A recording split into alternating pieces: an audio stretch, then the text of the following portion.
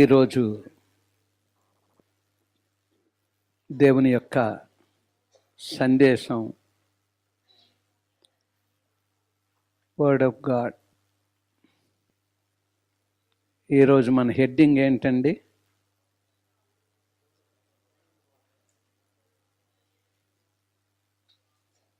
ఈరోజు మన heading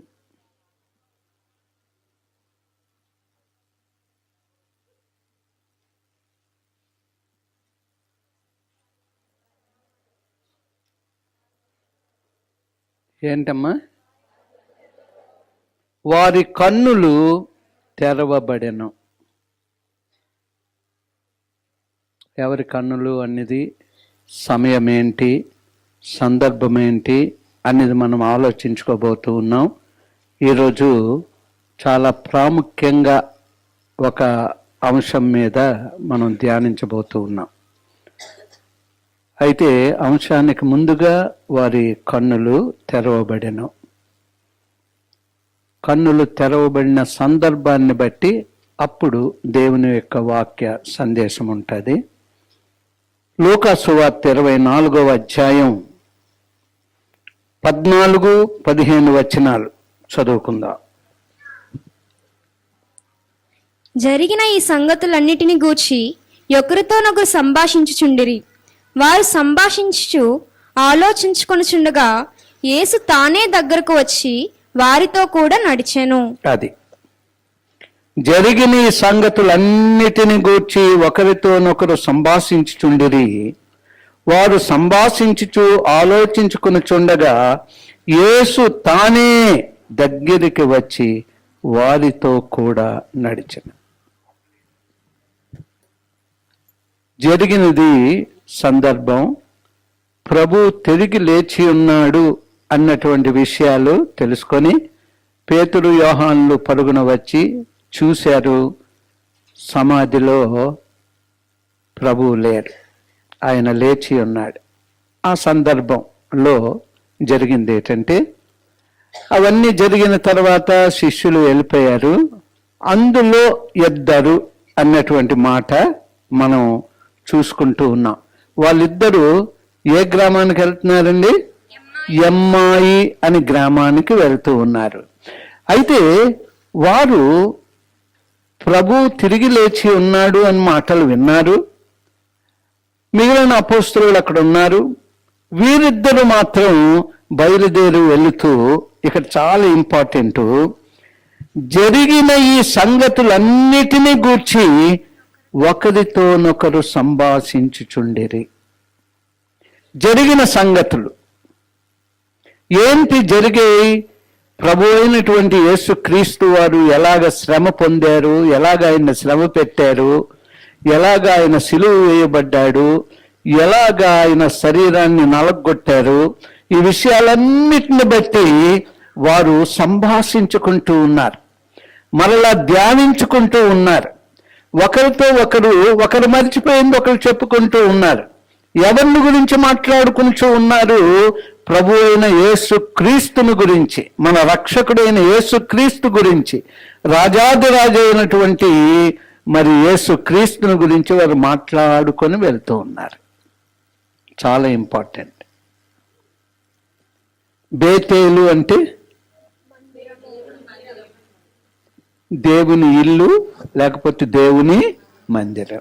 Beth అంటే ఇల్లు, ఏల్ అంటే దేవుడు. బెతేల్ అంటే మనకి దేవుని ఇల్లు లేకపోతే దేవుని మందిరం. చూడండి, యాకోబు కలగన్నాడు,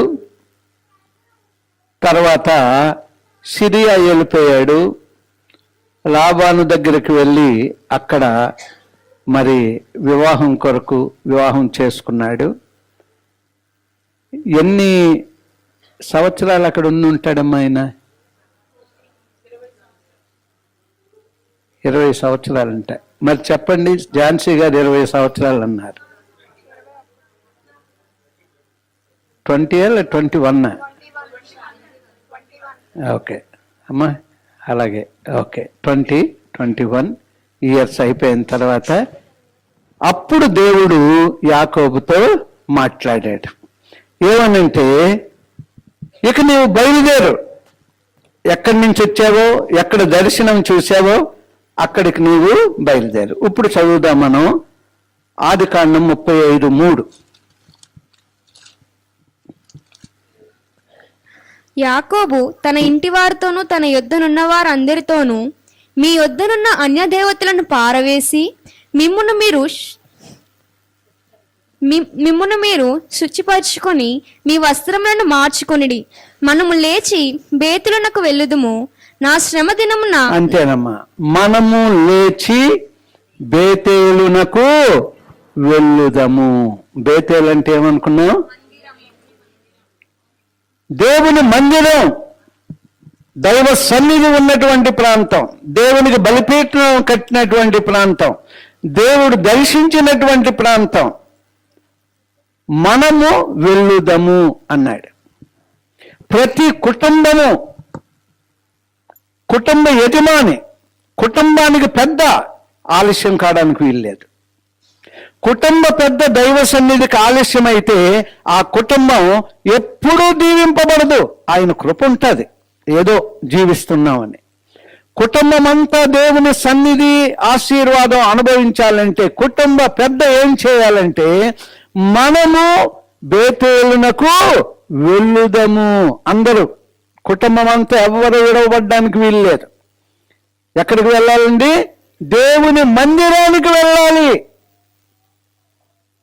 మందిరానికి వెళ్ళి మందిరము నుంచి బయటకు వెళ్తూ లోక సమాచారాలు వద్దు, ఇంటి దగ్గర వద్దు, ఎవరి మీద వద్దు, చెప్పబడినటువంటి మాటలు ధ్యానపూర్వకంగా ధ్యానిస్తూ వెళ్తూ ఉన్నారు. ఎవరు? ఎమ్మాయి గ్రామానికి వెళ్తున్నటువంటి వారు. జరిగిన ఈవెంట్స్ ఏమేమి జరిగాయి, బాధపడుతూ ఉన్నారు, దుఃఖిస్తూ ఉన్నారు, ఒకరితో ఒకరు మాట్లాడుకుంటూ ఉన్నారు, యేసుని గురించి మాట్లాడుతూ ఉన్నారు. మనం చర్చి నుంచి వెళ్ళిపోతూ విన్న వాక్యము నిమిత్తం ఎప్పుడైనా మాట్లాడుకొని వెళ్ళామా? ఆటో మీద వెళ్ళిపోతూ విన్న వాక్యం గురించి మాట్లాడుకొని వెళ్ళామా? ఒకరి గురించి ఒకరు మాట్లాడుకుంటున్నాం, ఎవరినో ఏదో నింద వేసి మాట్లాడుకుంటూ ఉన్నాం. అలాగే ఉంటారు వారు, ఇలాగే ఉంటారు వారు అని మాట్లాడుకొని వెళ్తూ ఉన్నాం. నీవు నేను ఎలా ఉన్నామో మర్చిపోతున్నాం. కారణం ఏంటి అంటే విన్న వాక్యం ధ్యానపూర్వకంగా ఆ విషయాలని మాట్లాడుకుని వెళ్ళాలి. వీరు ఆ విషయాలను గురించి మాట్లాడి వెళ్తున్నారు. జరిగిన ఈ సంగతులన్నిటిని గురించి ఒకరితో ఒకరు సంభాషించుచుండిరి. వారు సంభాషించుచు ఆలోచించుకొని చుండగా యేసు తానే దగ్గరికి వచ్చి వారితో కూడా నడిచాడు. యేసు తానే దగ్గరికి వచ్చి, ఎంత చక్కని మాట.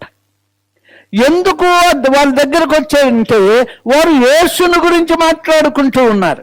శిలువ వేయబడిన యేసుని గురించి వారు మాట్లాడుకుంటూ ఉన్నారు. అన్యాయస్తులు ఎలాగ అన్యాయంగా ఆయన శిలువ మీదకి తీసుకుని వెళ్ళారో మాట్లాడుకుంటూ ఉన్నారు. అయ్యో, ప్రభు తిరిగి లేచి ఉన్నాడని సమాచారం కూడా తెలుసుకున్న తర్వాత వారు దుఃఖముతో మాట్లాడుకుంటూ, ధ్యానించుకుంటూ, సంభాషించుకుంటూ వెళ్తూ ఉంటే యేసయ్య వారితో నడుస్తూ ఉన్నాడు. ఆ పాట జ్ఞాపకం వచ్చిందా? యేసు నీవే కావా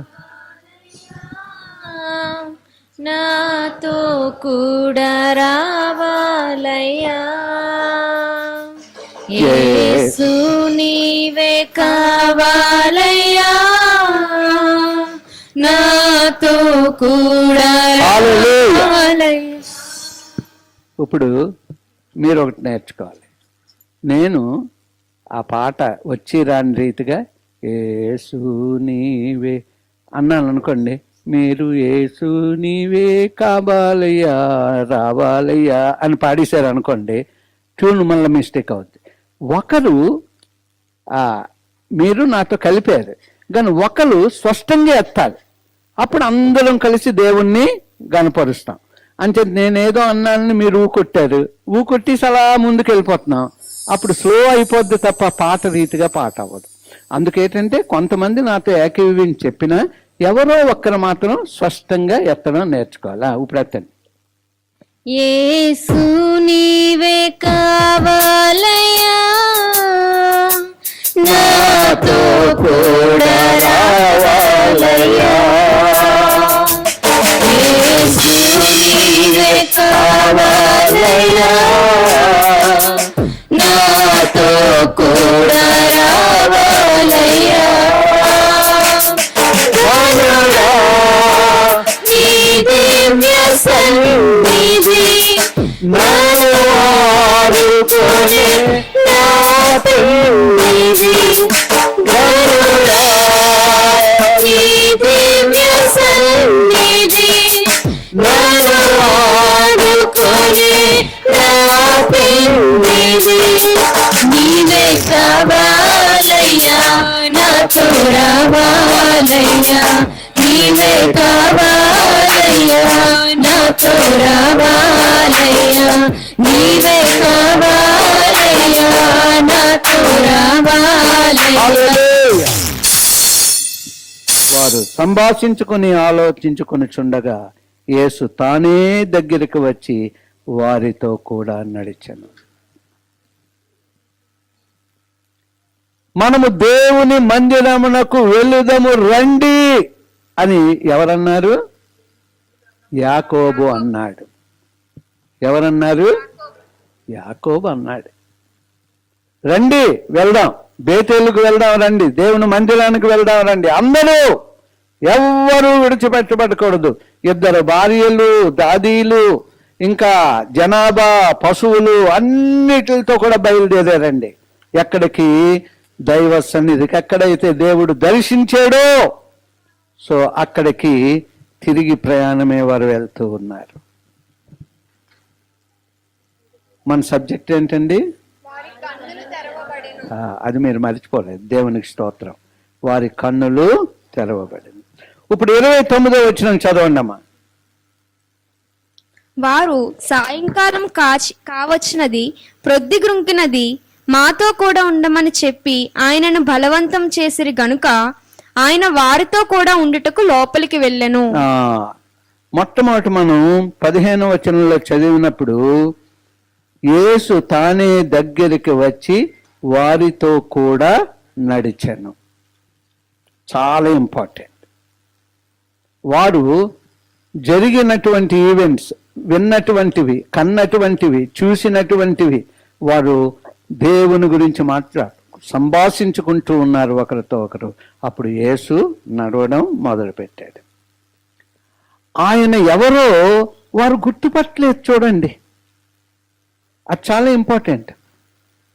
యేసు గురించి సంభాషిస్తూ ఉన్నారు, యేసే వారితో కలిసి నడుస్తూ ఉన్నారు. వారు యేసుని, అందుకే కన్నులు తెరవబడినంటే అప్పుడు ఆంతర్య నేత్రాలవి వారివి మూయబడ్డాయి. దేవుని వాగ్దానాలను వారు నమ్మలేదు, దేవుని వాగ్దానాలను వారు విశ్వసించలేదు. అక్కడ ఎదురుగుంట జరుగుతూ ఉన్నాయి, వింటూ ఉన్నారు. సమాధి ఖాళీగా ఉంది, అన్నీ జరుగుతూ ఉన్నాయి. అయినప్పటికీ వీరు బాధతో వెళ్తూ ఉన్నారు తప్ప. అందుకే మధ్యలో ప్రభు అంటున్నాడు, ప్రవక్తల మాటలు విననటువంటి వాళ్ళారా, మందమతులారా, అలాగా ఇలాగా అని అంటున్నా వీళ్ళు ఏంటి మాతో కలిసి వస్తున్నటువంటి బాటసారి మమ్మల్ని ఏంటి ఇలాగంటున్నాడు? ఆ మాటలు కూడా జ్ఞాపకం ఉండేవి వాళ్ళకి. ఎవరైనా అని ఆయన వైపు చూడలేదు, తేరి చూడలేదు. సంభాషణ వింటూ ఉన్నారు. ఓరే మందమతులారా అంటే ఆ మాట వింటూ ఉన్నారు. ఎవడరా ఈయన మనల్ని మందమతులారా అంటున్నాడు, ప్రవక్తలు చెప్పిన మాటలు నమ్మనటువంటి వాళ్ళారా అంటున్నాడు అని. అప్పుడు కూడా వారు ఆయన వైపు చూసి గుర్తుపట్టలేదు ఈయనెవరు అని చెప్పి. అప్పుడు జరుగుతున్నది ఏంటంటే, ఒక చక్కని విషయం వారు చేశారు వారి జీవితంలో. ఏం చేశారు? 29వ వచనం అంటే, ప్రొద్దుగుంకినది, మాతో కూడా ఉండమని చెప్పి ఆయనను బలవంతము చేసిరి. అది చాలా ఇంపార్టెంట్. బలవంతం చేయలేదు అనుకోండి, ఆయన మట్టుకు ఆయన వెళ్ళిపోతారు. కానీ వాళ్ళలో ఒక మంచి గుణం ఉంది. వారిద్దరూ సంపాదిస్తూ ఉన్నారు. మూడవ వ్యక్తి అయినటువంటి యేసయ్య మాటలు వింటున్నారు. యేసును గుర్తుపట్టలేదు కానీ చక్కగా సహవాసం చేస్తూ వెళ్తూ ఉన్నారు. వారిద్దరూ యేసును గురించి చెప్తూ ఉన్నారు. యేసయ్య కూడా వారిని గురించి, మరి తన యొక్క ప్రవచనాల గురించి, తన యొక్క ప్రవక్తల గురించి, తన యొక్క బోధల గురించి ఆయన చెప్పుకొని వెళ్తూ ఉన్నాడు. అయితే వాళ్ళిద్దరు కూడా ఊరి దగ్గరికి వచ్చింది, సాయంత్రం అయిపోయింది. ఎక్కడికి వెళ్తావయ్యా నువ్వు? మీరు మాతో ఈ రాత్రి ఉండాలి అని బలవంతం చేశారంట. మనం వస్తారా లేకపోతే లేదని వెళ్ళిపోతూ ఉంటాం. పెద్దగా ఒక్కొక్కసారి ప్రార్థనలో పట్టుతో మనం అడగం, పట్టుదలతో అడగం. అంచేత ఎప్పుడైనా ఇంపార్టెంట్ అయినప్పుడు పట్టుదలతో ప్రార్థన చేయండి అని పెడతా ఉంటాం. ఎందుకంటే మామూలు ప్రార్థన కాదు, ఇప్పుడు పట్టుదలతో ప్రార్థన చేయాలి. ఏవైనా గొప్ప కార్యాలు జరగాలి అంటే ఉపవసించి ప్రార్థన చేయండి అని ప్రభువే చెప్పాడు. మామూలు ప్రార్థన లాభం లేదని. అయితే ఇక్కడ ఎప్పుడైతే బలవంతం చేశారో, బలవంతము చేసిరి గనుక ఆయన వారితో కూడా ఉండుటకు లోపలికి వెళ్ళారు. బలవంతం చేశారు, లోపలికి వెళ్ళారు. 30వ వచనం. ఆయన వారితో కూడా భోజనముకు కూర్చున్నప్పుడు ఒక రొట్టెను పట్టుకొని స్తోత్రం చేసి దానిని విరిచి వారికి పంచిపెట్టగా. చూసారా, అక్కడ వాళ్ళిల్లది. ఎవరిల్లు?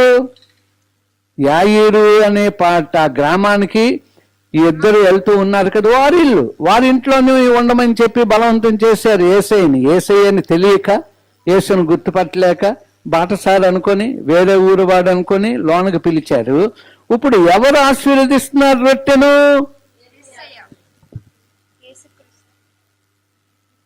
వారు అన్నీ అక్కడ పెట్టారు టేబుల్ మీద. అప్పుడు ఆయన వాళ్ళతో కూడా భోజనమును కూర్చున్నప్పుడు ఒక రొట్టె పట్టుకొని స్తోత్రము చేసి దానిని విరచి వారికి పంచి పెట్టగా. 31 చదవండి. వారి కన్నులు తెరవబడి ఆయనను గుర్తుపట్టిరి. అంతటా ఆయన వారికి అదృశ్యుడాయను. వారి కన్నులు తెరవబడ్డానికి కారణం ఏంటో తెలుసండి. చాలాసార్లు మనం చర్చికి వస్తూ ఉంటాం, వెళ్తూ ఉంటాం, దేవుని మాటలు వింటూ ఉంటాం, వెళ్తూ ఉంటాం. ఆ మాటలు మనం ఒకరితో ఒకరు సంభాషించుకోం. ఎందుకంటే ఆ వాక్యాన్ని మన హృదయంలోకి తీసుకోలేదు. హృదయంలోనికి ఆ వాక్యం తీసుకున్నట్లయితే మనం ఒకరితో ఒకరు సంభాషించుకుంటాం. వాక్యమైన యేసుని పెడచెవిని పెడతాం, యేసు సన్నిధికి వస్తాం ఆరాధన చేయడానికి. ప్రయోజనం లేదు.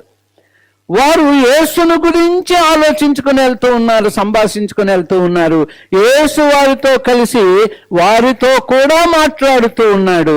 వారు బలవంతం చేయగా వారితో ఉండడానికి యేసయ్య వెళ్ళారు. వెళ్ళిన తర్వాత వారు అక్కడ భోజనం సిద్ధపరచగా జరిగిందేంటి అని చూసినప్పుడు ఆయన రొట్టెను పట్టుకుని స్తోత్రం చేసి దాన్ని విరిచి వారికి పంచిపెట్టగా వారి కన్నులు తెరవబడి ఆయనను గుర్తుపట్టిరి. అంతటా ఆయన వారికి అదృశ్యుడాయను. కన్నులు తెరవబడ్డాయంట. అంటే మనం ఇక్కడే ఉన్నాం. అందుకే ఆత్మ చెప్పుచున్న సంగతులు చెవిగలవాడు వినుగాక అంటే చెవిలు లేవనా? ఆయన మాటలు వినాలి అంటే ఆత్మదేవుని సహాయం కావాలి. ఆయన మాటలు వినాలంటే ఆత్మదేవుని సహాయం కావాలి. అందుకే మనం అభిషేకం గారి పాట పాడేసుకుంటాం. కానీ నేను ఎప్పుడైనా ఎక్కడికైనా వెళ్ళినప్పుడు ఆ పాట మనసులో పాడుకుంటూ ఉంటాను. ఆ చరణం నన్ను ఎవరైనా ఎక్కడికైనా పిలిచినప్పుడు ఆ చరణం పాడుకుంటూ నా బ్రతుకుని నేను సమర్పించుకుంటాను. ప్రభువా, వారు పిలిచారు, నేను వెళ్ళి వచ్చేయడం కాదు, నాతో వారితో నీవు మాట్లాడాలి, లేకపోతే నేను వెళ్ళి ప్రయోజనం లేదు, నీవే మాట్లాడాలి. నీ ఆత్మ నన్ను సంధించాలి, నీ ఆత్మ నాకు తోడుగా ఉండాలి. అక్కడ ఏం మాటలు చెప్పాలో ఆ మాటలు ఆత్మ ద్వారా నాకు కావాలి, అక్కడ నీ కార్యం జరగాలి అని చెప్పి ఆ చిన్న పాట చాలు. ఆ చిన్న పాట చాలు. అది మన ప్రార్థనగా. సో ప్రియాతి ప్రియమైనటువంటి వాళ్ళరా, ఇప్పుడు 32వ వచనం చదవండి. అప్పుడు వారు ఆయన త్రోవలో మనతో మాట్లాడుచు లేఖనములను మనకు బోధపరచుచున్నప్పుడు మన హృదయము మనలో మండుచుండలేదా అని ఒకనితో ఒకడు చెప్పుకొనిరి. మళ్ళా అక్కడ ఇద్దరు కలిసి మాట్లాడుకుంటూ ఉన్నారు. మధ్యలో మాట్లాడుకుంటూ వెళ్ళారు. యేసయ్య లేఖనాలతో మాట్లాడుతూ ఉన్నారు. ఎప్పుడైతే వారు ఆత్మీయ నేత్రాలు తెరవబడ్డాయో అప్పుడు వారు మళ్ళా ఒకరితో ఒకరు మాట్లాడుకుంటూ, ఆయన మనతో మాట్లాడినప్పుడు మన హృదయములు మండలేదా? గొప్ప అద్భుతం వారి జీవితంలో జరిగింది. ఆత్మీయ నేత్రాలు తెరవబడ్డాయి. వారు యేసయ్యను చూడాలి అనుకున్న లోపల ఆయన అదృశ్యుడయ్యాడు. తిరిగి లేచిన యేసయ్య మాతో వచ్చాడు. వాళ్ళు పరుగున వల్ల తిరిగి యెరూషలేముకి వెళ్ళిపోయారు రాత్రికి రాత్రి. అక్కడ మేము యేసును చూసామని వాళ్ళు మాట్లాడుతూ ఉంటే వీరిద్దరూ కలిసి అంటున్నారు, మాతో యేసయ్య నడిచారు, మేము యేసును చూసాం, అంతలో ఆయన అదృశ్యుడైపోయాడు. మా విషయాలన్నీ ఆయన చెప్తూ ఉన్నాడు, లేఖనాలన్నీ మాకు తెలియజేస్తూ ఉన్నాడు. కానీ అప్పుడు ఆయన్ను మేము గుర్తుపట్టలేదు. ఆయన ఎప్పుడైతే ఆ రొట్టెను విరిచి ఇచ్చారో అప్పుడు మా కన్నులు తెరవబడ్డాయి. మా హృదయాల యొక్క మంట ఆయన మాట్లాడుతూ ఉన్నప్పుడు ఇప్పుడు అర్థమైంది మాకు. చూడండి, అప్పుడే హృదయాలు మండేయి అనుకోండి, గుర్తుపట్టేవారు, ఎవరు నువ్వని అడిగేవారు. కానీ 2 విషయాలు ఒకసారి జరిగాయి. కన్నులు తెరవబడ్డాయి, హృదయాలు మండేయని అప్పుడే వారు చెప్పారు. దానికి ముందు లేదు దాని విషయం. అంచేత ప్రియమైనటువంటి వాళ్ళరా, దేవుని యొక్క వాక్యం మనం విని ఆ వాక్యాన్ని గురించి ధ్యానం చేసుకుంటూ ఒకరితో ఒకరు మాట్లాడకపోయినా ఆ వాక్యాన్ని జ్ఞాపకం చేసుకుంటూ, స్కూటర్ మీద వెళ్తున్నా, ఆటోలో వెళ్తున్నా, నడుచుకొని వెళ్తూ ఉన్నా, ఎలాగ మీరు వెళ్తూ ఉన్నా విన్న వాక్యాన్ని మీరు స్మరణ చేసుకోవడం అలా చేసినప్పుడంట ఆయన సన్నిధి మనతో వస్తూ ఉంటుందంట. మన ఆత్మీయ నేత్రాలు తెరవబడి ఉంటూ ఉంటాయంట. మన యొక్క చెవులు ఆయన యొక్క మాటలు గింగిరు మన హృదయాన్ని ఫలభరితంగా చేస్తూ ఉంటాయంట. ఫలాలు ఇచ్చే వృక్షంగా మనం ఎదుగుతూ ఉంటామంట. సో ప్రియమైనటువంటి వాళ్ళరా, వారి కన్నులు తెరవబడ్డానికి ఈరోజు ముఖ్యమైన కారణం, ముఖ్య సందేశం ఏంటో తెలుసా మనకి? ప్రభువు బల్ల యొక్క ప్రాధాన్యత. ఈరోజు అసలు సబ్జెక్ట్ ఏంటండి? ప్రభు బల్ల యొక్క వారి కన్నులు తెరవబడ్డానికి, వారి హృదయాలు మండడానికి, దేవుని కార్యాలు వారి జీవితంలో జరగడానికి, యేసే వారితో నడవడానికి, దీనంతటికి కారణం వారు ఆయనని బలవంతం పెట్టి తీసుకొని వెళ్ళారు. అక్కడ ఒక అద్భుతం జరిగిన రీతిగా మనం చూస్తూ ఉన్నాం. రొట్టె విరవబడింది, వారి కన్నులు తెరవబడ్డాయి. ప్రభు బల్ల యొక్క ప్రాధాన్యత మనం తెలుసుకోవడం లేదు. ఎంత చక్కగా వాక్యం చదువుతూ ఉన్నాం, ప్రభు బల్లలో మనం చేయి పెడుతూ ఉన్నాం, ఆయన శరీరాన్ని, పరిశుద్ధ శరీరాన్ని తీసుకుంటూ ఉన్నాం, నవనిబంధన రక్తాన్ని మనం తీసుకుంటూ ఉన్నాం. కానీ దాని యొక్క ఆశీర్వాదం మనం అనుభవించడం లేదు. కారణం ఏంటి అంటే ఒకసారి ఆలోచన చేసుకుందాం. వచ్చే వారం నుంచి మనము ప్రభు బల్ల యొక్క ప్రాధాన్యత గురించి ఈరోజు మనం నేర్చుకోబోతూ ఉన్నాం. ఆ బల్ల యొక్క విశిష్టత అది మనం తెలుసుకోవాలి.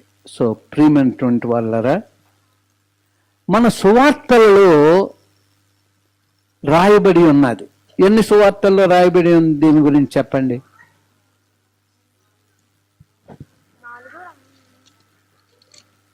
ఏమ్మా,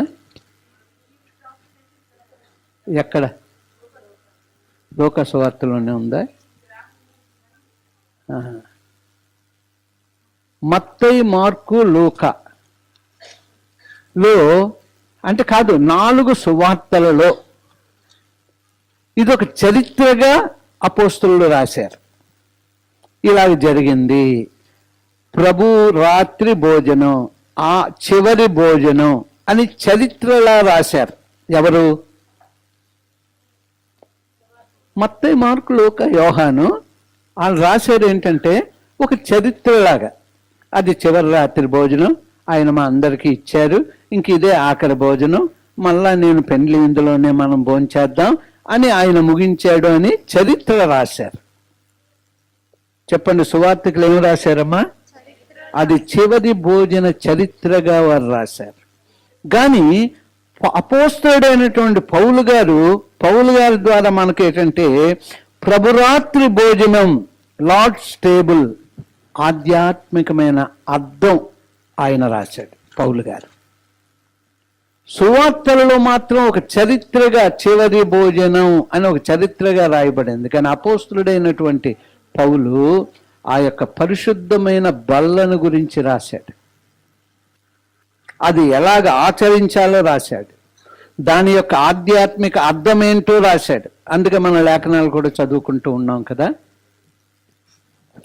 ఇప్పుడు మీరు చెప్పండి, అపోస్తలులు దాన్ని ఏ రీతిగా రాశారు? అందరూ చెప్పాలి. చదువు వచ్చినా చదువు రాకపోయినా వింటున్నారు కదా మీరు. అదొక చరిత్రగా రాశారు. కానీ అపోస్తలుడైన పౌలు ఏం చేశాడు? ఆధ్యాత్మికమైన అర్థం ఉండేలాగా దాని యొక్క ప్రాముఖ్యతను గురించి చక్కగా అపోస్తలుడైనటువంటి పౌలు గారు ఆ పరిశుద్ధ బల్లను గురించి చెప్పడం జరిగింది. సో ప్రియమైనటువంటి వాళ్ళరా, మనకి దైవ సేవకుడు అనిల్ కుమార్ గారి మీటింగ్స్ని ఎంతమంది చూశారు అమ్మా? అనిల్ కుమార్ గారి మీటింగ్స్కి ఎవరు చూడలేదా? చూసిన వారు చేయొద్దండి. ఇప్పుడు ఎలాగ ఎత్తున్నారు? చూడలేదా మీరు? మీటింగ్కే రాలేదా? టీవీల్లో చూడలేదా? ఎంతమంది చూడలేదో వాళ్ళు లేచి నిలబడండి. అంటే అసలు ఆయన అనిల్ కుమార్ గారిని మాకు తెలియదు, టీవీలో చూడలేదు, బయట చూడలేదండి, వారు నిలబడండి. ఎవరు లేరు. మరి ఎత్తండి చెయ్యి అంటే ఎవరు ఎత్తలేంటి? ఎత్తండి చెయ్యా. ఇప్పుడు ఎలా ఎత్తారు? దించేయండి. తర్వాత ఇంకొక మాట చెప్తున్నాను, మీకు ఎప్పటి నుంచో చెప్పాలనుకుంటున్నాను. ప్రభువు రాత్రి భోజనం లేఖనాలు నేను చదువుతూ ఉన్నప్పుడు మీరు ఆమెన్ అంటున్నారు, సౌండ్ రాకుండా గట్టిగా చెప్పడం నేర్చుకోండి. ప్రభురాత్రి భోజనం లేఖనం నేను చదువుతూ ఉన్నప్పుడు మీరు ఆమెన్ అని చెప్తున్నారు కదా మీరు. ఆమెన్ సౌండే లేదు. ఏం గట్టిగా చెప్పండి. అక్కడ 2 సార్లు కూడా ఆ రొట్టె విషయానికి వచ్చినప్పుడు, ఆ యొక్క రక్తం విషయానికి వచ్చినప్పుడు, నవనిబంధన రక్తం ఆమెన్ అని చెప్పండి. వచ్చే వారం నేను చూస్తాను. చాలాసార్లు చెప్పాలనుకుంటాను కానీ ఆ కార్యం అయిపోయింది కనుక మనం మర్చిపోతూ ఉంటాను. అక్కడ మాత్రం మీరు ఆమెన్ అంతే, అలాగే అంటున్నాను తప్ప గట్టిగా మీరు ఆమెన్ చెప్పడం లేదు. అంటే ప్రభువు బల్ల యొక్క ప్రాముఖ్యత మీకు అర్థం కాలేదు. అందుకే ఈరోజు ప్రభువు బల్ల యొక్క ప్రాధాన్యత ఏంటి అనేది మనం నేర్చుకోబోతూ ఉన్నాం. చూడండి, అనిల్ కుమార్ గారు ఒకటి చేస్తూ ఉండేవారు. పళ్ళెంలో అంటే ఒక బేసిన్లో నీళ్ళు వేసుకొని నీళ్ళేసి నీళ్ళు ఇసురుతా ఉండేవారు. ఉంటే అందరూ మా మీద పడితే బాగున్నా అందరు వాక్యం వినేశారు. అప్పటి వరకు ఆ నీళ్ళు అతన్ని చూసి ఇంక అందరూ మొదలుపెట్టారు. ఎక్కడ చూసినా సరే ఆ మీటింగ్కి వచ్చినటువంటి దైవజనులు, ఆ మీటింగ్కి వచ్చినటువంటి యవన దైవజనులు వారి మీటింగ్స్లో వారు కూడా ఆ పళ్ళెం పట్టుకొని నీళ్ళు విసరడం మొదలుపెట్టారు. నీళ్ళ దగ్గరికి అలాగే వెళ్ళిపోతూ ఉంటాం అందరం. అంటే నీళ్ళంటే ఏంటి? ఈయన వాక్యం బోధించిన తర్వాత నీళ్ళు చల్లవలసిన పని లేదు. వాక్యం బోధించిన తర్వాత నీళ్ళంటేనే వాక్యం. అంటే ప్రజలు వాక్యం ఉండగానే నీళ్ళ గురించి వస్తూ ఉంటారు. గుడిలో కూడా చెంపు పట్టుకొని ఆకు పట్టుకొని ఇలాగ జల్లుతూ ఉంటే మా మీద పడలేదే అని వెళ్ళిపోతూ ఉంటారు అందరూ. ఆ నీళ్ళు పడాలంట వాళ్ళ మీద. అనిల్ కుమార్ గారిని చూసి ఇంకందరూ కూడా నీళ్ళు అంటే ఆ నీళ్ళు పడితేనే అభిషేకం వస్తుందని. వాక్యం నీవు అంగీకరించి వాక్యం నీ హృదయానికి వచ్చినప్పుడు, వాక్యం నీ హృదయాన్ని మండించినప్పుడు, వాక్య ప్రకారం నీ జీవిస్తూ ఉన్నప్పుడు ఆత్మదేవుడు పొంగి పొరులే అనుభవం నీకు ఇస్తాడు. అంచేత పంతులు గారు వేసిన నీళ్ళు కూడా అందరూ వెళ్ళిపోయినట్టే సేవకుడు వేసిన నీళ్ళు కూడా అందరి మీద పడాలి. ఎక్కువ నీళ్ళు పడిన వాళ్ళు సెట్లన్నీ పోయాయి. ఎందుకు? నూనెతో కలిపిన నీళ్ళు కనుక మచ్చలు అయిపోయినవి కూడా ఎన్నో ఉన్నాయి. సో ప్రియమైనటువంటి వాళ్ళరా, అందుకు నీళ్లు అనగా వాక్యం. దైవజనుడు వాక్యం విత్తుతూ ఉంటుండగా ఆ వాక్యాన్ని మీరు స్వీకరించాలి. ఆ వాక్యం మీ జీవితాలను మారుస్తుంది, ఆత్మీయ నేత్రాలను వెలిగిస్తుంది. చక్కగా దేవుని యొక్క వాక్యాలను అవగాహన చేసుకునేలాగా ఈ చెవులు వింటాయి, హృదయంలోనికి అది మనం గ్రహించడానికి వీలవుద్ది. సో ప్రియమైనటువంటి వాళ్ళరా, పరిశుద్ధాత్మ ద్వారా మనం అడగాలి. ఏమని? చూడండి, మనం ఆ పాట పాడుతున్నాం కానీ మీరు అర్థం చేసుకోవడం లేదు. అభిషేకం గారి పాట పాడుతూ ఉన్నప్పుడు నీ ఆత్మ లేనిదే నడవలేను, పాడలేను. చూడండి, అంటే ఆయన కొరకు నడుచుట అది దేవుని కొరకు, ఆయన కొరకు పాడుట అది దేవుని మహిమ కొరకు, దేవుని యొక్క వాక్యం ప్రకటించుట అది కూడా దేవుడు. అయితే ఈ మూడు జరిగిన తర్వాత, ఈ మూడు దేని కొరకు? నీ హృదయంలో ఆయన కార్యం చెయ్యాలి. అంటే ఆయన వాక్యం మన హృదయంలో రావడం కొరకు. నీ ఆత్మలే, ఈసారి ఈ పాడుతూ ఆలోచించుకోండి. నీ ఆత్మలే నీదే నే నడువలేను, నీ ఆత్మలే నీదే నే పాడలేను, నీ ఆత్మలే నీదే నే నడువలేను, నీ ఆత్మలే నీదే నే పాడలేను, నీ ఆత్మలే నీదే ప్రకటించలేను, నీ ఆత్మలే నీదే ప్రకటించలేను, నీ ఆత్మలే నీదే ప్రార్థించలేను, నీ ఆత్మలే నీదే ప్రార్థించలేను. శ్రీ యేసుదేవా నడిపించుమయ్యా, నీ ఆత్మ చేత మము నిత్యము నాపై కురిపించు తండ్రి, ప్రకటించు వేళ నీ వాక్యము. జీవాత్మ నాపై కురిపించు తండ్రి, ప్రకటించు వేళ నీ వాక్యము. ప్రతి హృదయములో చేరువాడు, ప్రతి హృదయములో చేరువాడు, ద్వారము తెరువుము, ప్రతి హృదయమునకు ద్వారము తెరువుము, ప్రతి హృదయమునకు. శ్రీ యేసుదేవా నడిపించుమయ్యా, నీ ఆత్మ చేత మము నిత్యము. హల్లెలూయా. వారి యొక్క హృదయాలు మండే అంట. ఆయన యొక్క వాక్యం హృదయాలు మండేయి అన్న రీతిగా మనం చూస్తూ ఉన్నాం. ఓకే, ఇప్పుడు ప్రాధాన్యమైనటువంటి సందేశం ఏంటండి? ప్రభు బల్ల యొక్క ప్రాధాన్యత. ఓకే, ఈ యొక్క ప్రభు బల్లలో రెండు విషయాలు మనకి కనబడుతూ ఉన్నాయి.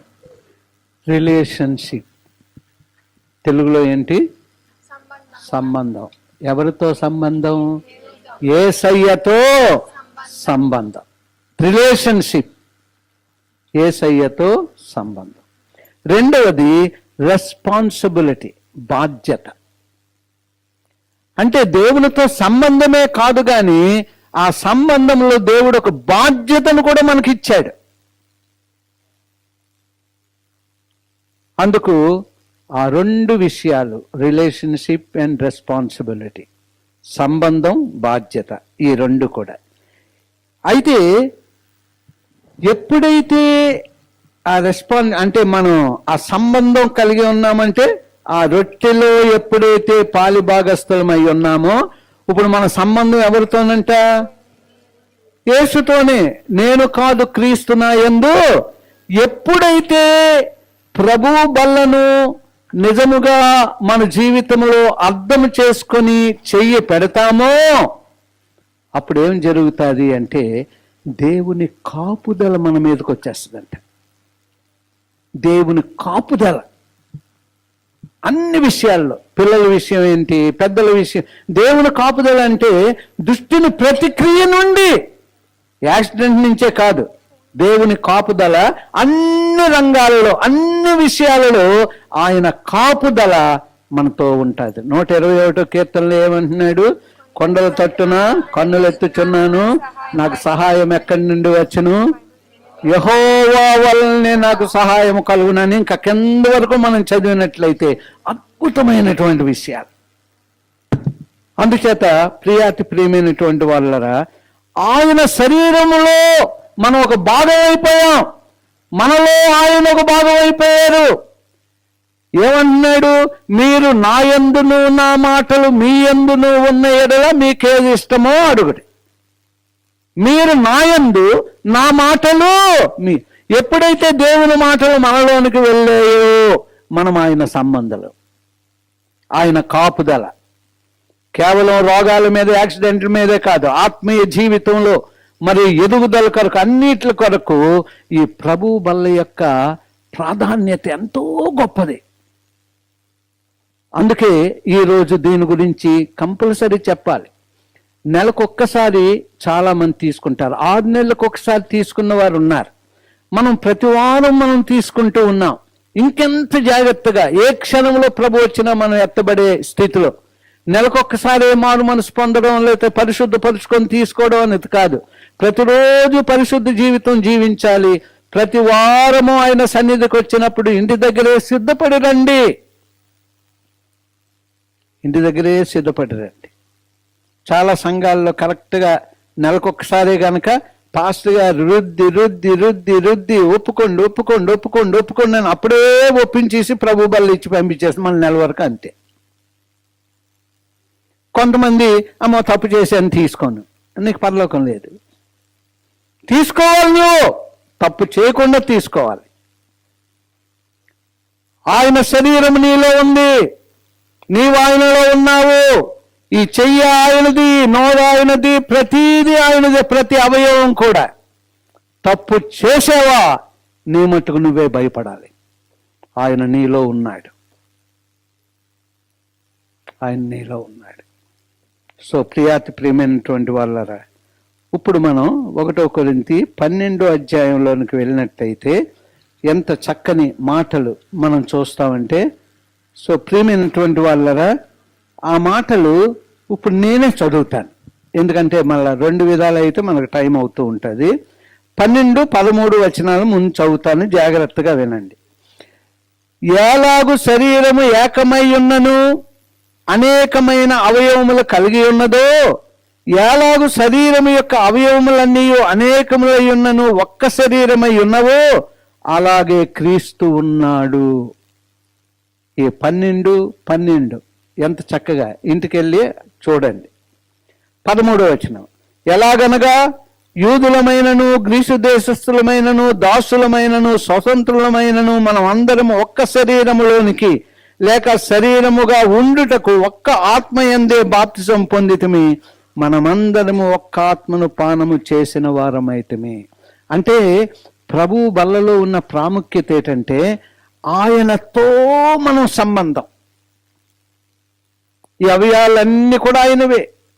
ఆయన మనకు శిరస్సు, ఆయన శరీరం. మనం అంతటితో ఆకుండా మరి యూదులు అన్యులు అనేది లేకుండా రక్షణ పొందిన మనందరము ఆయనలో భాగమైపోయాం అనేది 13వ వచనంలో. ఇప్పుడు 18వ వచనంలో చూద్దాం. అయితే దేవుడు అవయవములలో ప్రతిదానిని తన చిత్త ప్రకారము శరీరములో నుంచెను, అవన్నీ ఒక్క అవయవమే అయితే శరీరం ఎక్కడ? శరీరం అంతా ఒకే అవయవం అనుకోండి. చెయ్యి అంటే చెయ్యి పలకదు, కాలు అంటే కాలు పలకదు, నోరంటే మాట్లాడదు, చెవి అంటే వినదు, ఒకటే భాగం అయితే ఎంత చక్కగా చెప్తూ ఉన్నాడంటే, అవన్నీ ఒకే అవయవం అయితే శరీరం ఎక్కడ? అవయవములు అనేకములైనను శరీరము ఒక్కటే. 27వ వచనం 12:27 అటువలే మీరు క్రీస్తు యొక్క శరీరమై ఉండి వేరు వేరుగా అవయవములై ఉన్నారు అన్నటువంటిది. మనంతా శరీరం ఒక్కటే అయినా వేరు వేరు అవయవాలు మనకు ఎలాగున్నాయో ప్రభు యొక్క సేవా పరిచర్యలో కూడా మనం ఆ రీతిగా ఆయనకు అవయవాలు ఒక్కొక్కల తలాంతు ఒక్కొక్క రీతిగా వాడబడుతూ ఉంటుంది. శాంతమూర్తి గారు నార్మల్గా తమ్ముడు మరి నేను అందరినీ కలుసుకోవాలి కదా, నేను గుమ్మం దగ్గర ఉండి అందరినీ కలుసుకుంటాను అనేవారు. అయితే గుమ్మం దగ్గరికి వెళ్ళిపోయి అందరినీ ఎవరినీ కలుసుకోకుండా వదిలిపెట్టలేదు. ఎందుకు? శరీరము ఒక్కటే, నేను వెళ్ళి పలకరించాలి, ఈ యొక్క అవయవాలన్నిటిలో కూడా నేను వెళ్ళి పలకరించాలి. చాలా మంది మనం ప్రైస్తలాడి చెప్పుకో, అందరం గాబరాగా వెళ్ళిపోతాం. దేవుడు నీతో రాడు. గాబరాగా వెళ్ళిపోయావో నువ్వు దేవుళ్ళో లేనట్టే. అన్నిటికీ పరిగెడతాం. దేవుని దగ్గరకు వచ్చినప్పుడు గాబరా ఎక్కువైపోతుంది. సేవకులకు కూడా అందరితో సహవాసం చేయరు. వాక్యం అయిపోగానే పెద్దోళ్ళు కదా వెనక నుంచి వెళ్ళిపోతారు. వాళ్ళు వెనక బైబిల్ పట్టుకొని అది పట్టుకొని పాపం ఎంతో మంది అయ్యగారితో మాట్లాడాలనుకుంటే అయ్యగారు కనబడరు. పోనీ ఒంట్లో బాగోలేదు అయ్యగారికి అంటే ఏదో మనం చేయొచ్చు. ఇక్కడ ఉన్న వాళ్ళు కూడా వెళ్ళిపోండి అని చెప్పి పంపించేస్తూ ఉంటారు. సేవకులైన వారు కూడా అందరినీ కలాలి. ఈరోజు పెద్దలకు కూడా ఒక రెస్పాన్సిబిలిటీ వస్తూ ఉంది. శాంతిమూర్తి గారు ఒక్కరే అలా కాదు. ఈ రోజు నుండి పెద్దలైన వారందరూ కూడా చర్చ అవ్వగానే ముందు వాళ్ళకి పెడతాం గనక వాళ్ళు వెళ్తారు మీదకి. అందరూ వెళ్ళిపోయి మీరు సమోసాలు తింటూ కాఫీ తాగుతూ ఉంటే అందరినీ ఒకసారి పలకరించడం, ఎవరికి ఏదైనా అవసరం ఉంటుంది పెద్దలతో మాట్లాడాలని. కానీ మరి పెద్దలు అక్కడ ఉండరు, పెద్దలందరూ అక్కడ ఉండరు. వాళ్ళకి వస్తుంది, ఒరే పాపతో అంటారు, రేపు అంకుల్ని కలుసుకుంటే నీ భవిష్యత్తు ఏంటో చెప్తారా, లేకపోతే నీకు తెలియని ఏమంటే అంకుల్ని కనుక్కొనరా అని మీరు చెప్పొస్తారు. కానీ అంకుల్ ఇక్కడే ఉంటారు, మీరు అందరి మీద ఉంటారు. అంకుల్ మీదకి వెళ్ళినట్టుకు మీరు అందరూ వెళ్ళిపోతారు. అంచేత అలాగ ఉండడానికి వీల్లేదు. ఈ రోజు నుంచి ఒక విషయాన్ని మనం నేర్చుకుందాం. సంఘమంతటితో పెద్దలు ఒకవేళ సెల్లో ఏమైనా విషయాలు చెప్పాలి అనుకోండి, గ్రూపులో ఎలాగ మెసేజ్ పెడతారు, ఇక్కడ కూడా కాఫీ తాగుతూ ఆ సెల్ మెంబర్స్తో ఎలా ఉన్నారు. మీ సెల్లే కాకుండా ఇప్పుడు ఏం చేయాలి, ఈ టైంలో అందరూ ఉంటారు కదా సంఘం అంతా, ఎవరితో మీరు మాట్లాడాలన్నా పెద్దలతో మాట్లాడండి. అలాగని చెప్పేసి కాఫీ పిలిపించుకోవద్దు. పాస్టర్ గారు మీరు చెప్పకుండా ఉంటే బాగుందండి, కాఫీ అంతా ఒలిగిపోయిందని. కాఫీ పట్టుకో, సమోసా పట్టుకో, మాట్లాడిన తర్వాత తింటా మాట్లాడక మీ ఇద్దరు అక్కడే ఉండిపోతారు, అందరూ వెళ్ళిపోతారు. అంచేత ఈ విషయాలన్నీ కూడా మీరు జాగ్రత్తగా తెలుసుకోవాలి. ఏం చేయాలి అంటే మాట్లాడాలి అనుకుని మాట్లాడిన తర్వాత తినండి, మాట్లాడిన తర్వాత తాగండి. లేదు పీస్ఫుల్గా ఉన్నారు ఇద్దరు కలిసి తింటా మాట్లాడుకోండి, నో ప్రాబ్లం. అందుచేత ఈ రోజు నుంచి అదొకటి. తర్వాత పెద్దలకి అభిషేకం పెడుతున్నప్పుడు అలాగొస్తున్నారు, వాళ్ళు వెనకాతలు వాళ్ళనే గుద్దుకొని వెళ్ళిపోతున్నారు. ఇంత పెద్ద ప్లేస్ ఉంది. ఈసారి మీరు ఏం చేయాలి అంటే పెద్దల్ని ఈ రోజు నేను అబ్జర్వ్ చేస్తాను, ఈ సైడ్ నుంచి రావాలి, తిరిగి ఆ సైడ్ నుంచి వెళ్ళాలి. ఒకళ్ళ పాపం వాళ్ళు గుద్దుకొని వెళ్ళవలసి వస్తుంది. మీకు ఎందుకు ఇచ్చాం ముందు మీకు అంటే ఫ్రీగా రావాలి, ఫ్రీగా వెళ్ళాలని. ఒకళ్ళనొకళ్ళు గుద్దుకున్నప్పుడు ఆల్రెడీ ముసలోళ్ళం కనుక శరీరం అంతా నొప్పులు అవి ఇవి వెళ్ళాలి. ఇక్కడ మీరు గుద్దుకున్న ఒకళ్ళు కొంతమంది నొప్పులు అవన్నీ కూడా వస్తాయి. ఇటు సైడ్ చూడండి, నా చేయి చూడండి, పెద్దలు ఇటు సైడ్ నుంచే రావాలి. అభిషేకం ఇచ్చిన తర్వాత ఇటు సైడ్ నుంచి వెళ్ళిపోవాలి. ఈరోజు చూస్తాను, ఎప్పటి నుంచో చెప్పాలనుకుంటున్నాను, అది నేను చెప్పలేకపోతూ ఉన్నాను, అదొకటి. ఓకే, అందుచేత శాంతమూర్తి గారు ఎందుకు ఆ పని చేస్తూ ఉన్నారు? సంఘమంతా ఒక శరీరం, వారానికి ఒక్కసారి చర్చికి వస్తున్నాను కదా, మళ్ళా వచ్చే వారం వరకు నేను రాను కదా, అందరినీ ఒకసారి పలకరిస్తే బాగున్ను అని చెప్పి ఆయన అక్కడికి వెళ్ళి పలకరిస్తూ ఉన్నారు. మన మిగిలిన వారు, ఇది మన బాధ్యత, మనది ఒక శరీరం, పెద్దలది ఇంకా రెస్పాన్సిబిలిటీ ఉంది. అంచేత పెద్దలందరూ కూడా మీద ఉండాలి.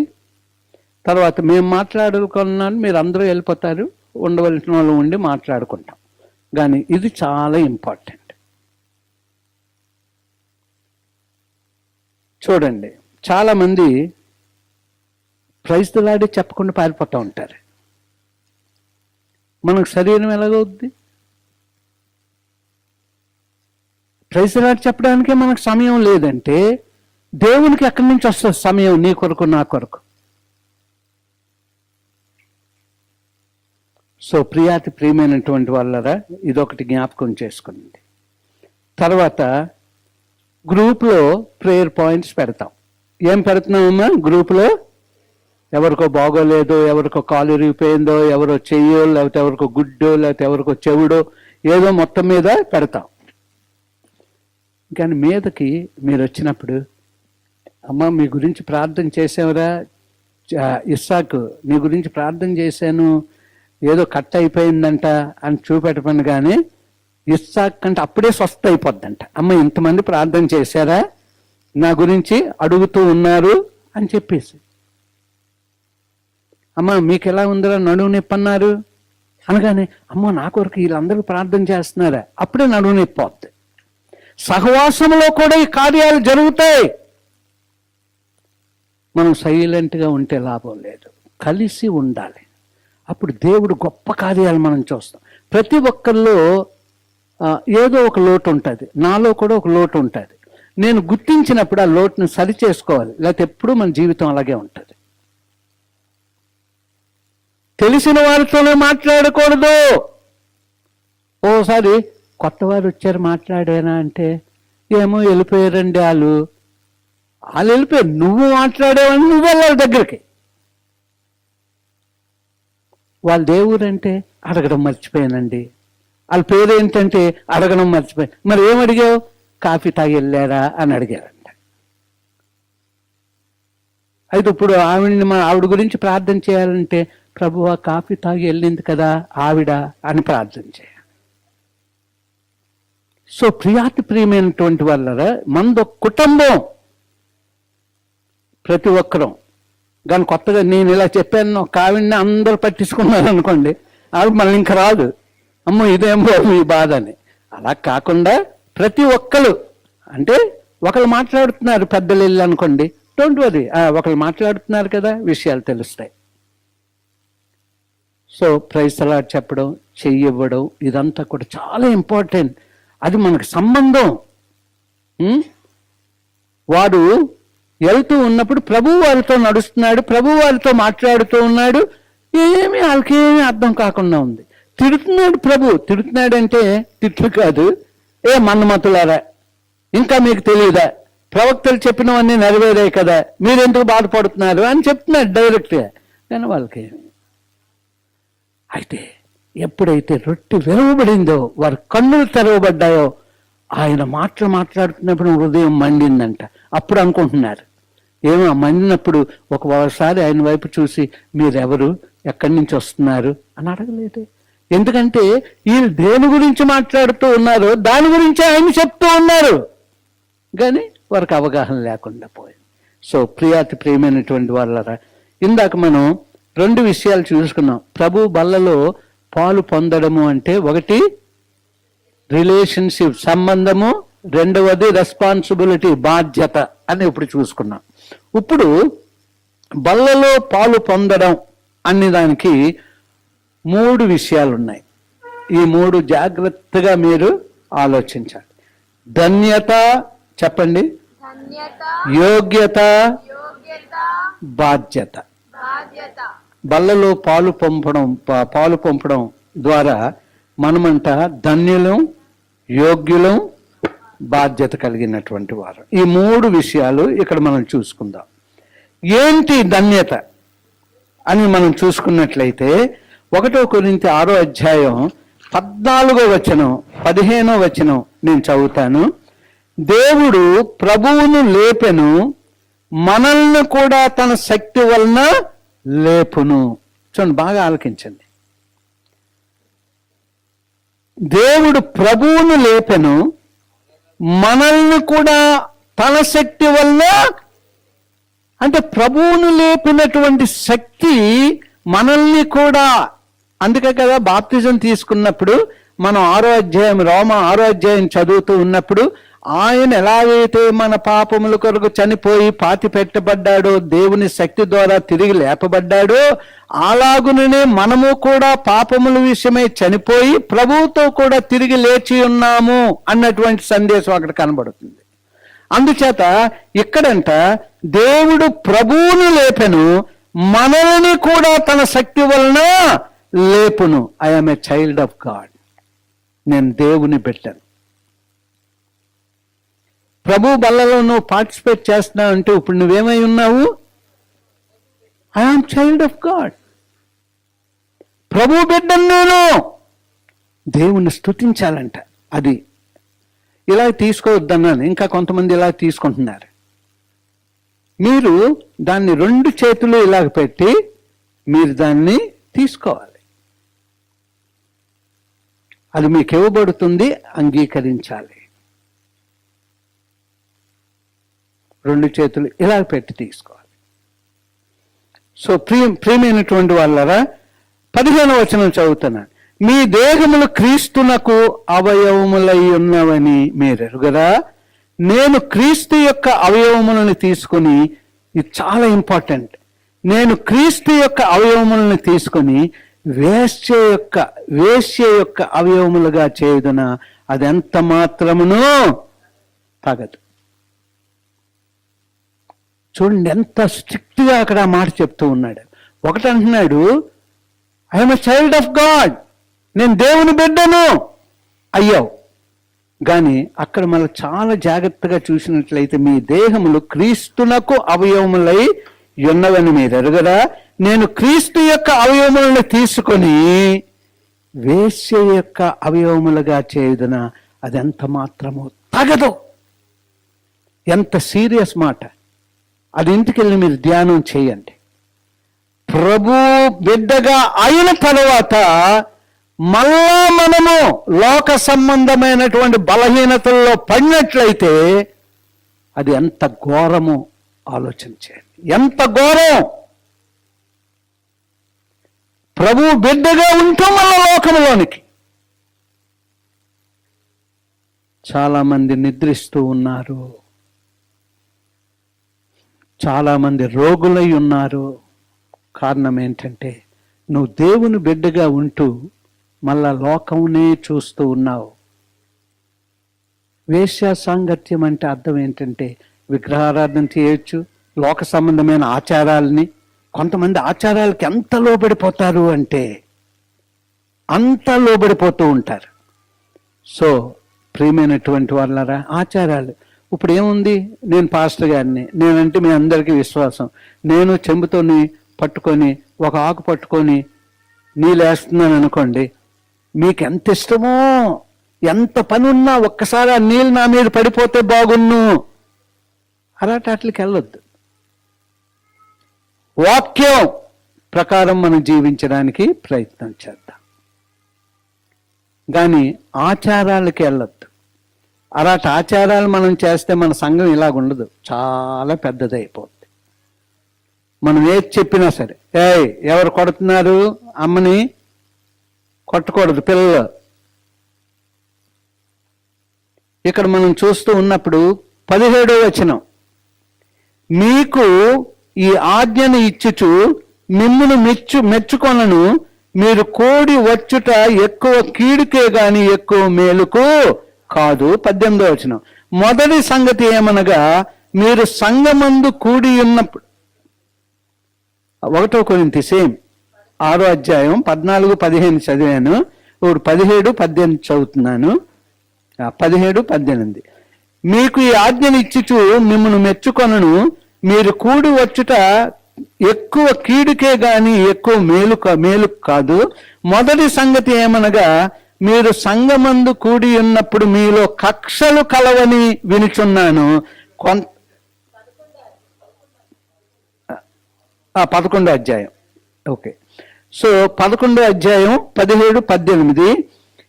కొంత మట్టుకు ఇది నిజం అని మీలో కక్షలు ఉన్నవని వినుచున్నాను, కొంత మట్టుకు ఇది నిజమని నమ్ముచున్నాను. కక్షలు అంటే ప్రభు బల్లలో మనం చేయి పెట్టిన తర్వాత ఇంకా కక్షలు ఉంటే దేవుని దీవెన ఉండదు, సాతానుదే ఉంటుంది. చాలా మీరు అంత ఈజీగా తీసుకోవద్దు ప్రభు బల్లని. అందుకే ఒకరు ప్రార్థిస్తున్నప్పుడు మిగిలిన వారు ఆ ప్రార్థనలో ఏకీభవించండి, అది మీ ప్రార్థనగా ఉంచండి. అంటే ప్రభు బల్ల దగ్గర మిమ్మల్ని ఒక్కొక్కరిని ప్రార్థన చేయమంటున్నాను, మీరు ఇంటి దగ్గర ప్రాక్టీస్ చేయండి. పాస్టర్ గారు ఒకవేళ నాతోనే మాట్లాడి ప్రభు బల్ల గురించి నాకు ప్రార్థన ఇస్తారేమో, ఎలాగ నేను చేయాలి అనేది ఆలోచన కలిగి ఉండండి.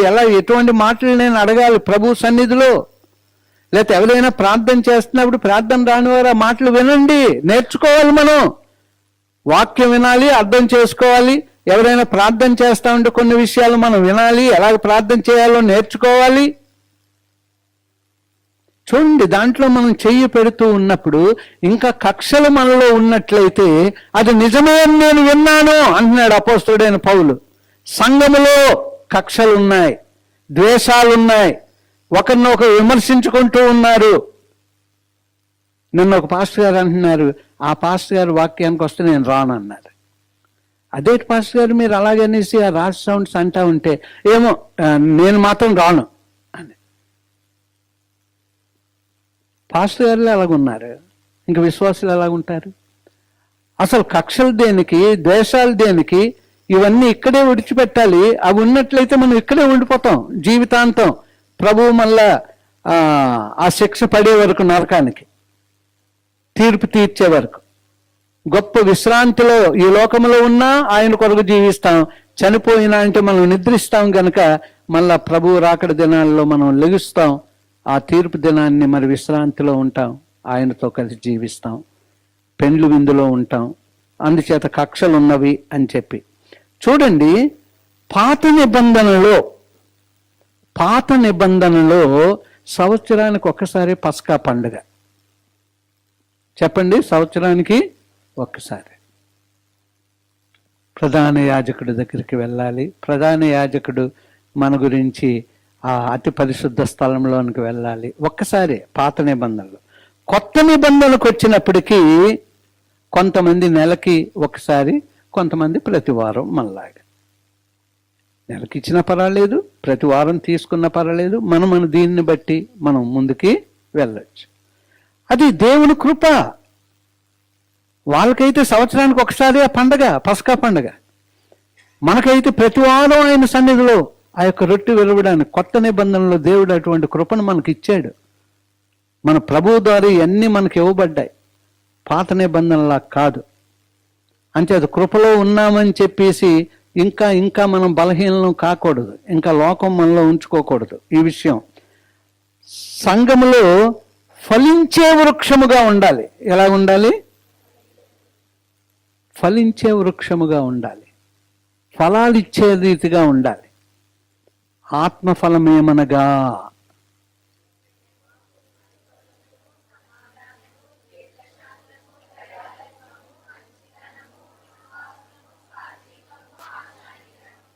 ప్రతి ఇంట్లో పెట్టడానికి అది ఇచ్చాం. శరీర కార్యాలు, ఆత్మఫలం రెండు కూడా పెద్దది. చాలామంది వచ్చి ఫోటోలు తీసుకొని వెళ్తున్నారు. మన జాన్ థామస్ గారు వాళ్ళు వచ్చి అది చూసి మన ఇంటి దగ్గర చాలా బాగుంది అన్నారు. సో అందుచేత ప్రియమైనటువంటి వాళ్ళరా,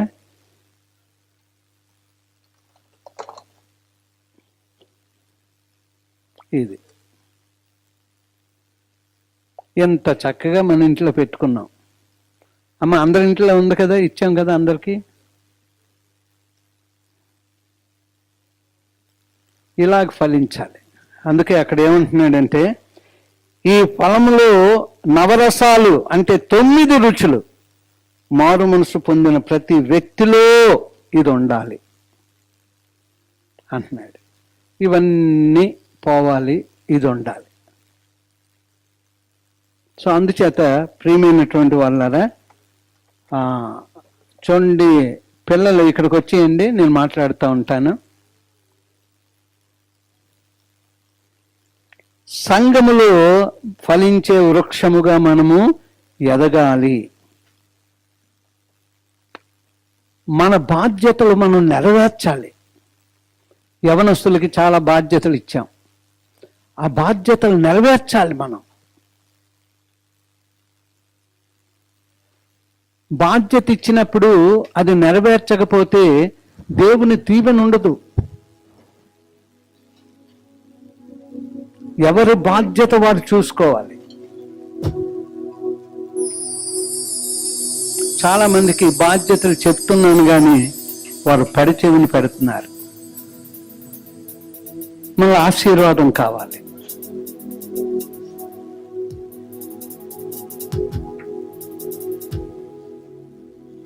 హల్లెలూయా, హల్లెలూయా. అందరూ మెలకుగా ఉన్నారా? ఆరాధనలో ఈరోజు చెప్పిన మాటలన్నీ కూడా ఏమి ఉండాలి? ప్రభు బలలో చేయి పెట్టినప్పుడు రెస్పాన్సిబిలిటీ, రిలేషన్షిప్, రెస్పాన్సిబిలిటీ. అయితే రిలేషన్షిప్ అనేది మనం చక్కగా నేర్చుకున్నాం. దాని తర్వాత 3 విషయాలు: ధన్యత, యోగ్యత, బాధ్యత. సో ఈ విషయాలు, ఆ రిఫరెన్స్లన్నీ మీరు ఇంటికి వెళ్ళిన తర్వాత ఎప్పుడైనా మీ ధ్యాన సమయంలో ఒకసారి అన్ని చదువుకోండి. ఇక్కడ అన్ని ఎందుకు చదవడం లేదంటే సమయం అయిపోద్ది వచనాలన్నీ, అందుకు అవసరమైన మాటలు చెప్పి మీతో చెప్తూ ఉన్నాను. అంచేత ప్రభు బల్ల యొక్క ఆ యొక్క ప్రాధాన్యత, ఆ ప్రాముఖ్యత అది మనం అర్థం చేసుకుందాం. అందులో మనం చెయ్యి పెట్టాము అంటే అర్థం ఏంటి అంటే మనము ఆయన బిడ్డ, I'm a child of God, మనం ఆయన బిడ్డగా. సో అలాగే ప్రతి ఒక్కరూ ప్రైజ్ ద లార్డ్ అని చెప్పడానికి సమయం లేదు అనడానికి వీలు లేదు. ప్రతి ఒక్కరు, నేను అందుకే చెప్పాను, ఆ సమోసాలు ఆ కాఫీ ఎందుకు పెడుతున్నాం? ప్రార్థన పూర్వకంగా ఆలోచన కలిగి పెడుతున్నాం. దానికి శ్రమ ఉంది, డబ్బులు ఖర్చు పెడతాం, పిల్లలు వెళ్ళి దాన్ని తీసుకొని రావాలి, ముందు రోజు దానికి ఆర్డర్ ఇవ్వాలి. ఎందుకు ఈ శ్రమ?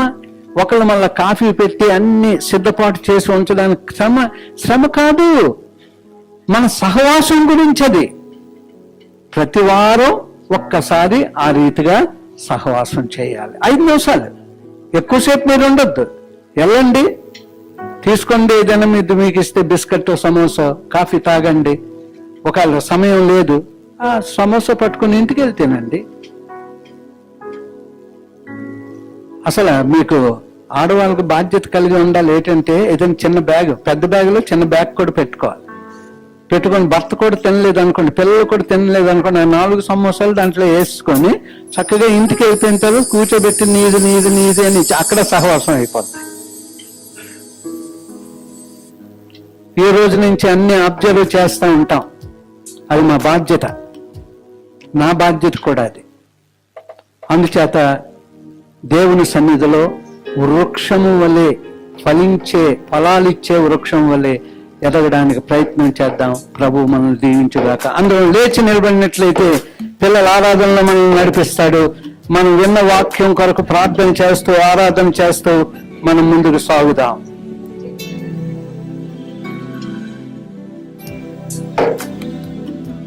హల్లెలూయా.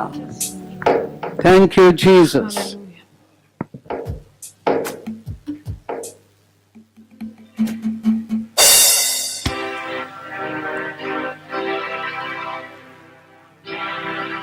Thank you.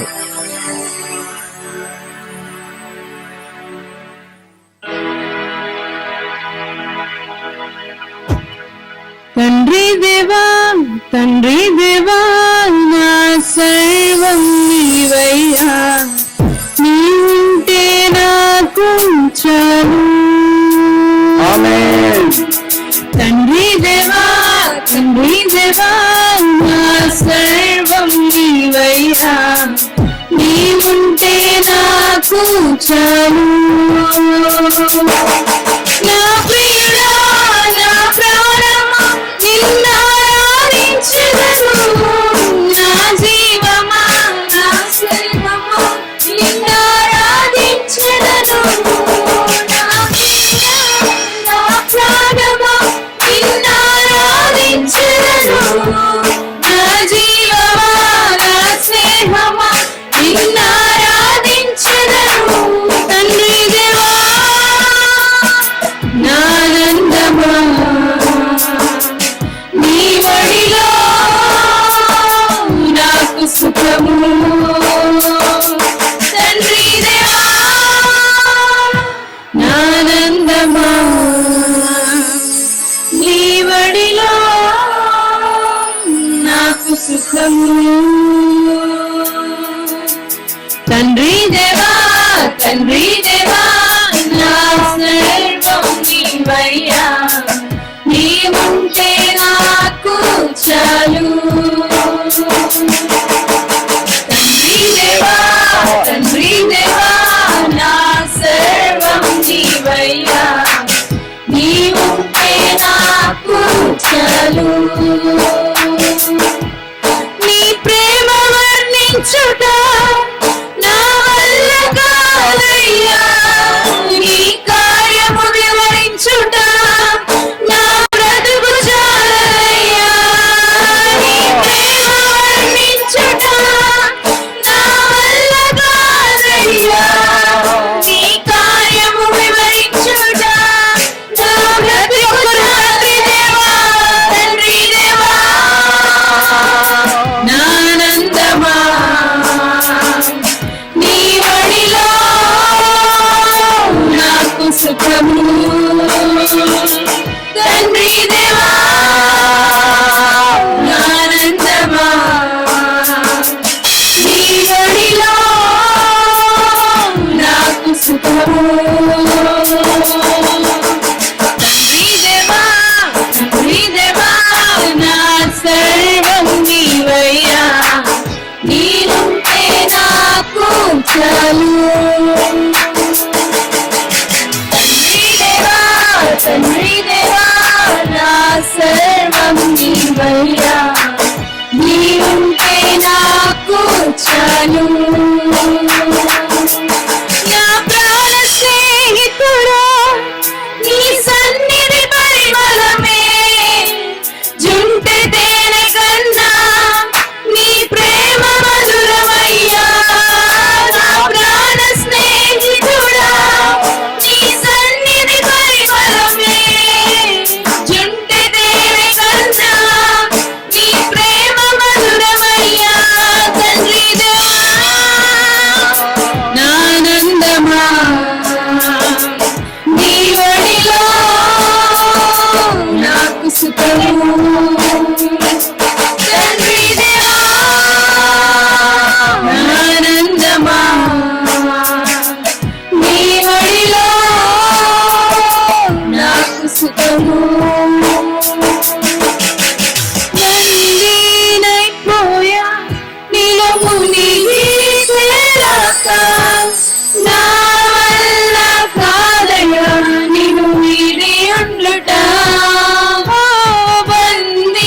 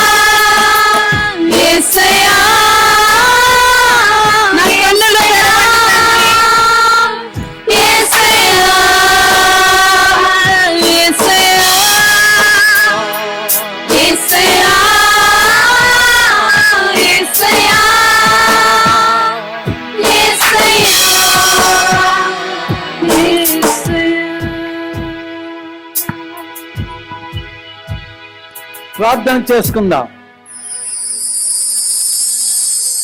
పరిశుద్ధుడును మహోన్నతుడు అయిన మా ప్రియ పరలోకపు తండ్రి, 6వ నెల మొదటి వారం నీ సన్నిధి మేము అనుభవించడానికి కృపనిచ్చావు. వాక్యము మాలో ఫలింపడానికి ఆత్మదేవుడాన్ని సహాయం చేసి ఉన్నావు. మేము నడుచుకుని వెళ్తూ నీ మాటలు మాట్లాడుకుని చుండగా నీవు మాతో కలిసి నడిచి వస్తావని మేము నీ యొక్క వాక్యములో విని ఉన్నాము. మేమెంత జాగ్రత్తగా ఉండాలి. మేము నీ పిల్లలం, నీ బిడ్డలం. మేము ఎల్లవేళలో నీవు మాతో ఉండాలని, మమ్మల్ని కాపాడాలని, సంరక్షించాలని, ఆదుకోవాలని నీ ఉద్దేశం. అయితే నా తండ్రి, ఒక్కోసారి మేము తప్పిపోతూ ఉన్నాం. నీ రాకడ దినాలలో నీవు మాతో మాట్లాడుతూ ఉన్నారు. అందును బట్టి నీకు స్తుతులు చెల్లిస్తూ ఉన్నాం. ఎంత ధన్యులం, ఎంత యోగ్యులం. అయితే మా బాధ్యత కూడా మేము గుర్తించేవారుగా మమ్మల్ని చేయండి. ముఖ్యంగా నా తండ్రి, రోగులను ముట్టి స్వస్థపరచండి. రేపు ఉదయం నాయన సృజన్ ప్రయాణాన్ని జ్ఞాపకం చేసుకునండి. వెయిటింగ్ లిస్ట్ 27 అంట. ఒక అద్భుతం చేయండి. టికెట్ కన్ఫర్మ్ అవడానికి కృపద ఇచ్చేయండి. ప్రయాణం అంతట్లో నీ బిడ్డకి నీ సన్నిధి తోడుగా ఉంచండి. నీ కాపుదలు ఉంచండి. క్షేమంగా మా మధ్యకు తోడుకు రండి. అలాగే తన స్నేహితులందరూ డిఫరెంట్ వేస్ లో అనేక ప్రాంతాలకు వెళ్తూ ఉన్నారు. వారందరికీ నీ కాపుదల, భద్రత, క్షేమం ఉంచండి. ఎండలను బట్టి గాని, వానలను బట్టి గాని, రాబోయే తుఫానులలో గాని నీ క్షేమాన్ని ప్రభువాన్ని బిడ్డలమైన మా అందరికీ, మా గృహాలకి ఉంచమని ప్రార్థిస్తున్నాం. వ్యాపారం చేస్తున్న మా ప్రియులను జ్ఞాపకం చేసుకునండి. వారి యొక్క వ్యాపారంలో ప్రభువు నీ ఐశ్వర్యం ఇవ్వండి. నీ ఆశీర్వాదంలోని ఐశ్వర్యం వారు అనుభవించడానికి కృప దయచేయండి.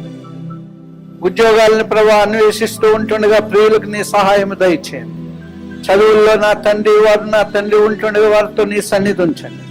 రాబోయే దినాల్లో నా తండ్రి, ఎటువంటి చదువు ద్వారా ఉద్యోగాలు ఉంటాయో నాయన, ఆ విషయాల్లో ఆలోచన దయచేసి ఆ స్థితిలోనికి నా తండ్రి, ఆ యొక్క మార్గంలోనికి మా పిల్లలు వెళ్ళడానికి కృప దయచేయమని ప్రార్థిస్తూ, అనేక మంది ఉద్యోగాలు ప్రభువా పోతూ ఉన్నాయి. వారెంతో బాధల్లో ఉన్నారు. ఈఎంఐలు కట్టలేకపోతున్నారు, వడ్డీలు కట్టలేకపోతూ ఉన్నారు. భవిష్యత్ ఏంటో అంధకారంలో ఉన్నట్లుగా అటువంటి వారిని ఆదరించండి.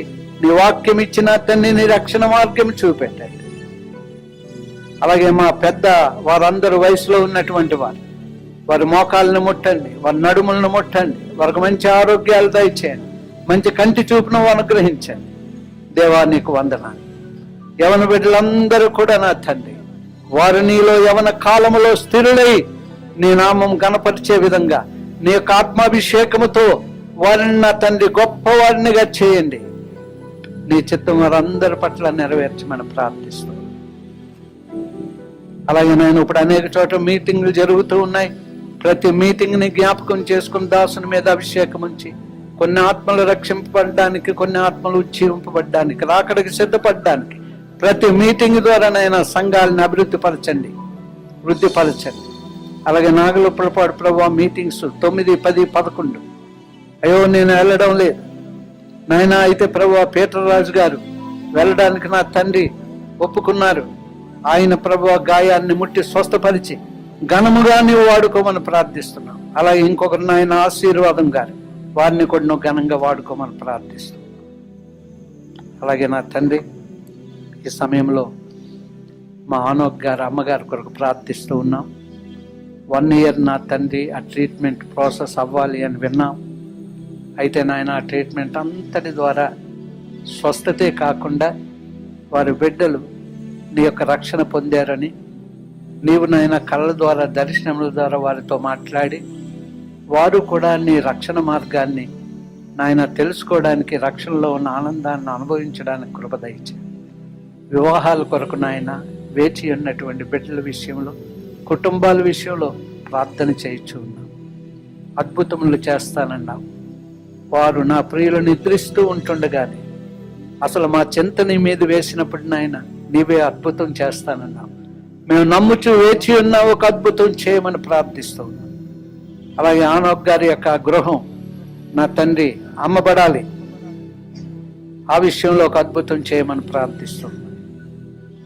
అలాగే నాయన పీజీ రాసి తను అనుకున్నది నాయన సాధించి డాక్టర్గా నా తండ్రి ఏ విధంగా అయితే ప్రజలకు నా తండ్రి పరిచర్య చేయగలరో ఆ యొక్క కోర్సు రావడానికి కృప అనుగ్రహించండి. అలాగే మా పిల్లలు ఎక్కడెక్కడ ప్రభు ఉద్యోగాలు చేస్తున్నారు, వారి చుట్టూ నీ కంచి వేయండి, ఆత్మీయంగా బలపరచండి ప్రభు. ఫారెన్ దేశాల్లో ఉన్న మా ప్రియులు చాలా మంది ఉద్యోగాలు కోల్పోతూ ఉన్నారు నాయన. పనులు ఏమీ లేవంటున్నారు. యుద్ధ వాతావరణం బట్టి అన్ని పనులు ఆగిపోయాయి నాయన. వస్తున్న వస్తువులు కూడా రాకుండా ఆగిపోయాయి.